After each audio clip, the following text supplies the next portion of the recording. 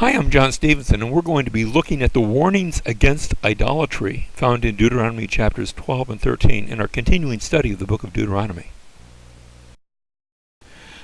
Back when we started our study, we noticed that Deuteronomy, the structure of the book, it starts with a preamble in the first few verses, and then there's a historical prologue. When we get to chapter 5, we see the Ten Commandments, but then they serve as sort of a table of contents for all of the rest of the stipulations of the covenant, the related commandments. And now we're coming up to chapter 12. We're going to continue in that area, still going to be seeing related commandments. Preview of things to come. When we get to chapter 27, verse 1, there'll be blessings and cursings, and finally at the end there'll be succession clause, what happens when Moses dies and Joshua takes over. In the stipulation section, as we said, this begins with the Ten Commandments in chapter 5, and we had those things that relate especially to the first 3 or 4 commandments. As we come now to chapter 12, verse 6, we're still in that section of related commandments, and there's warnings about idolatry. In fact, this takes in all 3 of those first commandments. I am God, and don't have any other gods, and no graven images, and don't take the name of the Lord in vain. When we get to chapter 14, we're going to see laws about worship, and of course that relates to the Sabbath day. When we get to chapter 16, we'll see qualifications for leaders, and that's actually an expansion of the law regarding parental authority, and then that's going to take us to war and peace, which of course, and then laws of living, and that of course it talks about thou shalt not murder, and the idea of killing, and then laws of living will take in things like sexual purity and theft and pledges and keeping your word and not bearing false witness and things like that.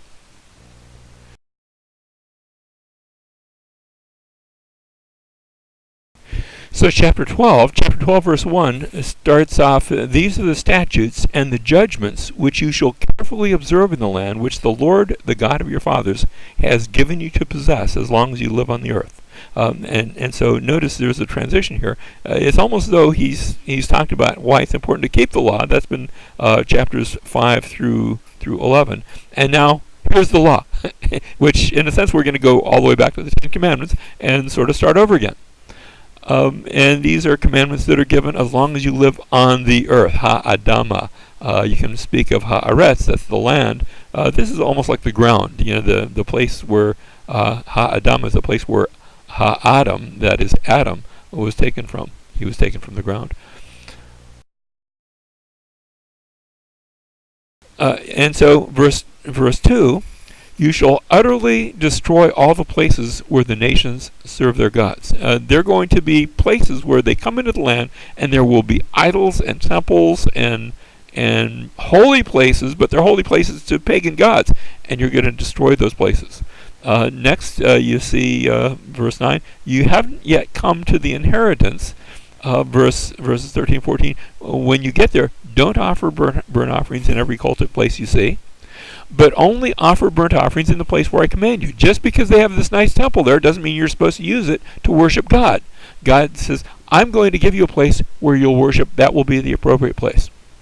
Verse 15, eat meat within any of your gates, and that's okay. But here's some things you cannot eat, and he specifies, here's our certain unclean foods. We already saw these back in Leviticus, so this is by way of repetition.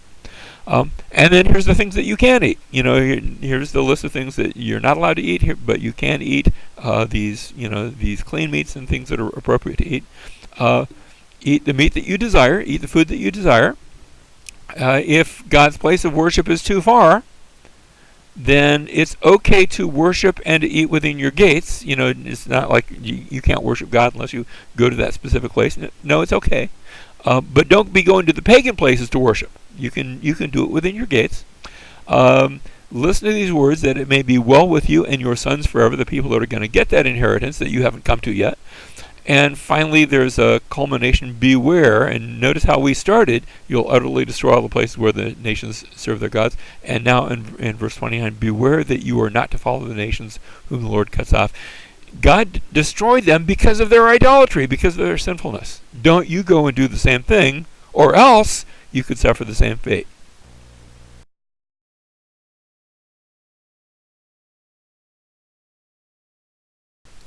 So, chapter 12, verse 31, You shall not behave thus toward the Lord your God, for every abominable act which the Lord hates, they have done for their gods.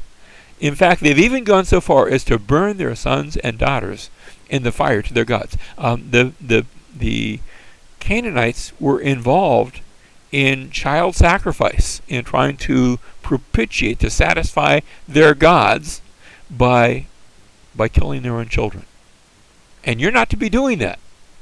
That's not a Christian thing to do. We actually, if you go to Megiddo, this is the one of the Canaanite cities on the edge of the Valley of Jezreel. You can still see this altar that was there. Dates back to the time before the Israelites came into the land. It's a very large affair. It's not a little tiny altar. Notice the steps on the left that you can walk up the steps to the top of the altar. Very, very big altar, where in ancient times the Canaanites would have offered child sacrifices upon this altar. Well, chapter 13 now. If a prophet or a dreamer of dreams arises among you and gives you a sign or a wonder, and the sign or the wonder comes true concerning which he spoke to you, saying, let us go after other gods whom you have not known, and let us serve them. Notice, here's a prophet. He gives a sign, and the sign really comes true. The wonder really comes true. The prophecy really comes true. And yet his message is, let's go worship other gods. Moses says, you shall not listen to the words of that prophet or that dreamer of dreams, for the Lord your God is testing you to find out if you love the Lord your God with all your heart and with all your soul. Just because he's a prophet, just because he's able to predict real predictions, he's able to show what looks like real spiritual power, don't do it if he's telling you to do something you know you're not supposed to do. It reminds me of what Paul says in Galatians chapter 1, verses 8 and 9. Paul says, even if we or an angel from heaven should preach to you a gospel contrary to which we have preached to you, he is to be accursed. As we have said before, so I say now again. It's almost like he repeats himself, although with subtle variations. If any man is preaching to you, at first he said it where there's, maybe this might happen even if we are an angel from heaven, not likely. But if anyone is preaching to you, and actually maybe somebody is, a gospel contrary to which you received, he is to be accursed. When somebody brings a false gospel, that's a bad thing. Don't listen to it. And so, chapter 13, verses 6 and 7, if your brother, your mother's son, or your son or daughter, or the wife you cherish, somebody really close to you, or your friend who is as your own soul, entice you secretly, saying, let us go and serve other gods, whom neither you nor your fathers have known, of the gods of the people who are around you, either near or far from you, and from one end of the earth to the other. Doesn't matter who it is, they're calling you to worship other gods. Not only don't do it, verses 8 9, you shall not yield to him or listen to him, and your eye shall not pity him, nor shall you spare or conceal him, but you shall surely kill him. Your hand shall be first against him, to put him to death, and afterwards the hand of all the people. Not only weren't you to listen to him, but the legal code, the covenant code, called for the nation to put such a person to death. Verse 10, so you shall stone him to death, because he has sought to seduce you from the Lord your God, who brought you out from the land of Egypt, out of the house of slavery. He's trying to take you back to slavery. He's like a cancer that's bringing an evil sickness that will lead to your own demise unless you cut out that cancer from you. This reminds us of the words of Jesus, Matthew chapter 10, verse 37. Where Jesus says, he who loves father or mother more than me is not worthy of me, and he who loves son or daughter more than me is not worthy of me. When Jesus says that, he's echoing the words of Deuteronomy that say, look, even if it's a son or a daughter, or a father or a mother or a wife or a beloved one, and they're calling you to worship other gods, don't go there. That's not helpful. And so, chapter 13, verse 1, if a prophet, and this is just by way of review, if a prophet or a dreamer calls you to worship other gods, then not only don't listen to him, but put him to death. In chapter 13, verse 6, it was if a relative calls you to worship other gods, don't listen to him, put him to death. It's almost by way of repetition. What is repetition? Chapter 13, verse 12, if inhabitants of a city call you to worship other gods, again, investigate. Just don't do it without checking it out. But if it's true, then destroy the city and leave that city waste.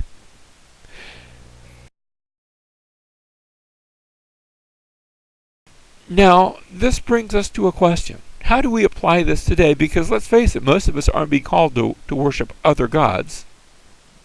Or are we? You see, idolatry takes many forms, as we see in Colossians chapter 3 and verse 5, where Paul says, consider the members of your earthly bodies as dead to immorality, impurity, passion, evil desire, and greed, which amounts to idolatry.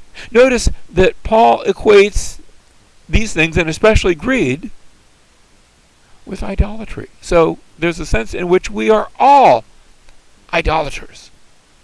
And that's the bad news. But the good news is that Jesus came to save us from that. He came to take upon himself the penalty of that idolatry. What was that penalty? It was death. And he took that upon himself so that we might have life as we turn to the true and living God.